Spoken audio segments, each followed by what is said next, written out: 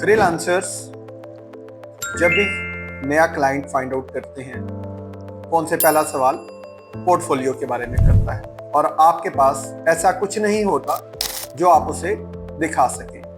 ऐसा क्यों होता है? बहुत सारे ग्राफिक डिजाइनर, वीडियो एडिटर अक्सर काम करने के बावजूद उस काम को सेव नहीं करते, अपने आने वाले क्लाइंट को दिखा सकें कि आपने अब तक क्या काम किया।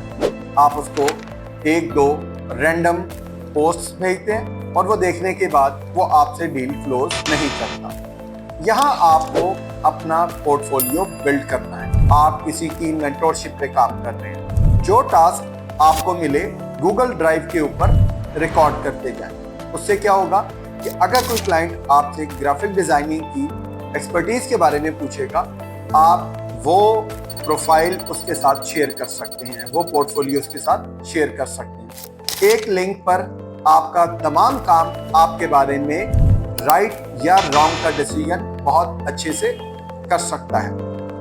लिहाजा अपने काम के साथ पोर्टफोलियो पर जरूर मेहनत करें।